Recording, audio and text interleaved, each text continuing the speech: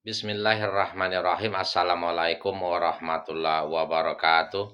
Sahabat seiman dimanapun kita berada, semoga senantiasa kita selalu diberi limpahan rahmat, taufik dan hidayahnya oleh Allah Subhanahu wa taala, ditetapkan iman dan Islam kita hingga akhir hayat dan dimudahkan segala hajat hendaknya. Amin. Allahumma amin. Untuk itu kita bersyukur atas segala nikmat ini dengan mengucapkan alhamdulillahirabbil alamin. Sholawat beserta salam semoga selalu tercurahkan kepada baginda Rasulullah sallallahu alaihi wasallam dengan lapas Allahumma sholli ala Sayyidina Muhammad wa ala ali Sayyidina Muhammad. Mudah-mudahan kita selalu membasahi lisan kita dengan berzikir, menzikirkan sholawat kepadanya sebagai tanda cinta kita, sayang kita, rindu kita kepadanya, dan dengan begini mudah-mudahan kita selalu berusaha memahami akhlak beliau, menjadikannya suri tauladan dalam kehidupan kita sehari-hari, dan kita mendapatkan syafaatnya di yaumil akhir hendaknya. Amin. Allahumma amin. Berselawat dengan lapas Allahumma sholli ala Sayyidina Muhammad wa ala ali Sayyidina Muhammad. Mudah-mudahan kita bersama beliau nanti di yaumil akhir dengan selalu berusaha memperbanyak sholawat kepadanya.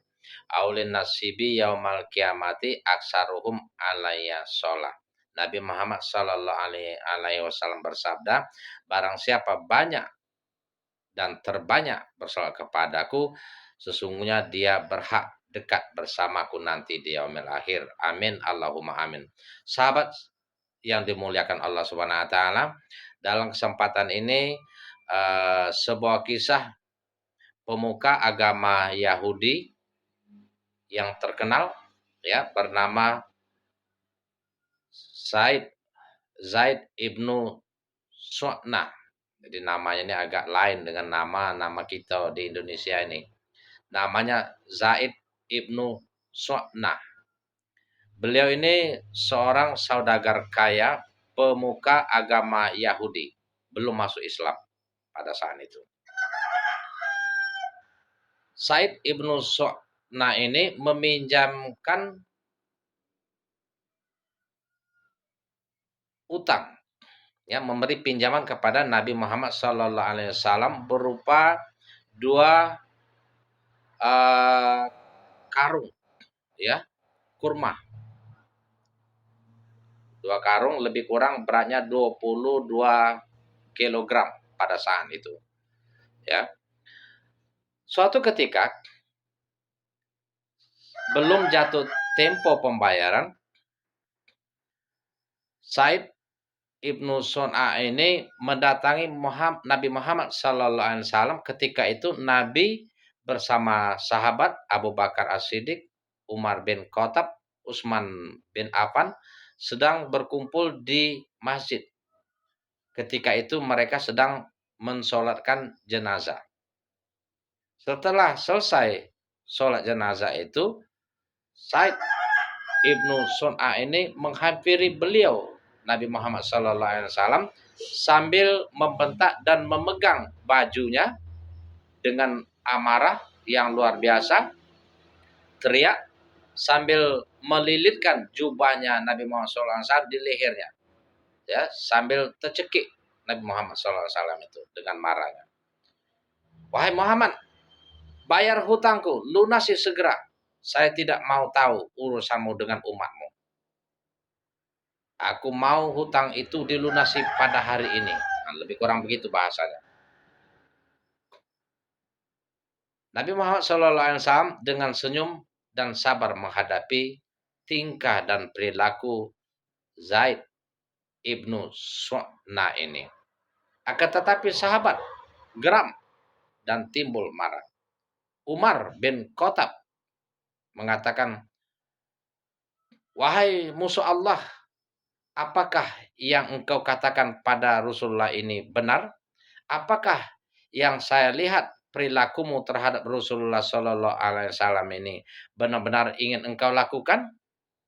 Katakan padaku. Maka Nabi Muhammad SAW menjawab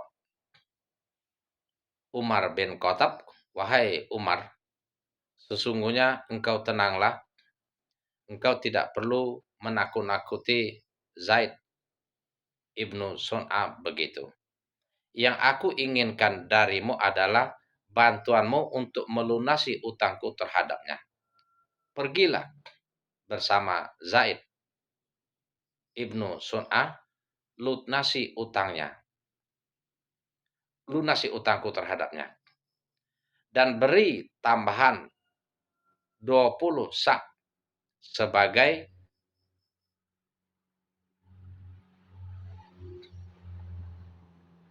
balasan atas perilakumu yang telah menakut-nakutinya." Maka dengan begitu dilepaskanlah lilitan jubahnya yang telah menakuti dan membuat leher Nabi Muhammad SAW merasa tersedak. Untuk itu Umar membawa Zaid ibnu Sun'a ini keluar, dan tentunya tujuannya untuk melunasi utang Nabi Muhammad SAW. Setelah melunasi utang itu, Umar memberikan 20 sak lebih daripada utang yang sebenarnya.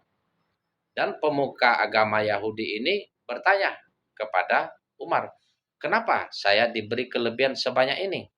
"Ini perintah Rasulullah SAW karena aku telah membentakmu, telah menakut-nakutimu." Begitu. Lalu Zaid ibnu Sun'a bertanya kepada Umar, "Apakah engkau mengenaliku?" "Tidak," jawab Umar singkat. Umar bertanya, "Apakah engkau pemuka agama Yahudi yang terkenal itu?" "Iya, saya adalah Zaid ibnu Sun'a."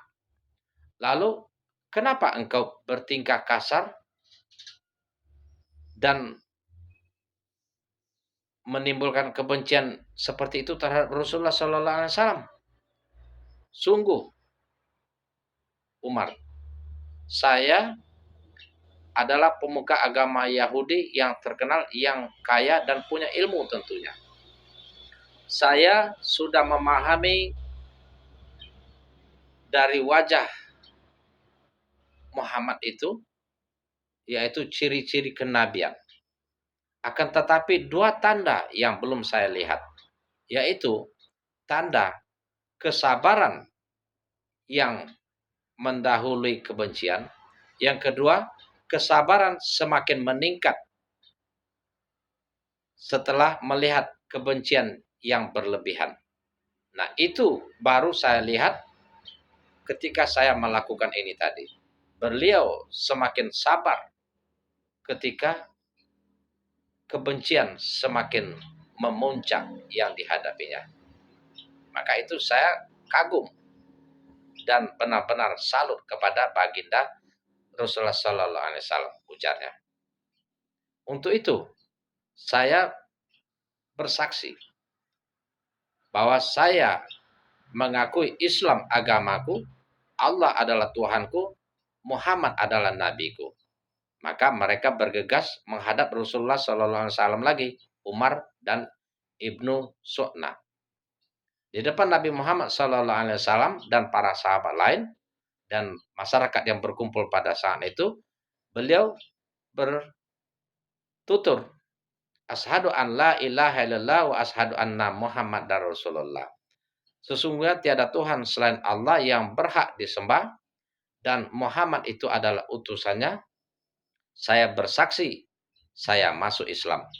Dan saya pada saat ini menginfakkan separuh dari harta kekayaan saya untuk umat Muhammad sallallahu alaihi wasallam. Allahumma shalli ala sayyidina Muhammad.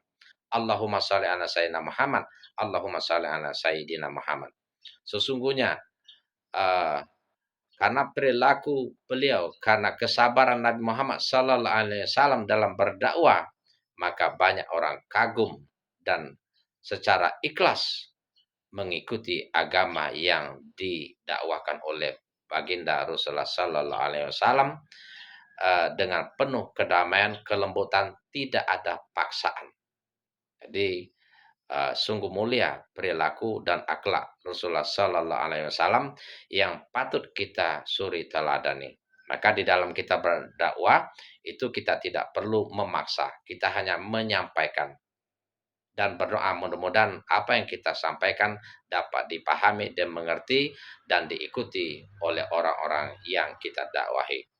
Sebagaimana Allah Subhanahu wa taala berfirman, jadikanlah Nabi Muhammad sallallahu alaihi wasallam itu sebagai suri tauladan yang baik bagi kalian manakala kalian ingin mengharapkan rahmat dari Allah Subhanahu wa taala, mendapatkan keselamatan pada hari kiamat, dan dia adalah yang banyak mengingat Allah Subhanahu wa taala.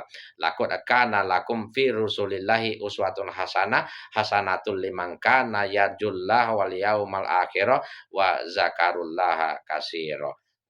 Shadaqallahul azim. Assalamualaikum warahmatullahi wabarakatuh.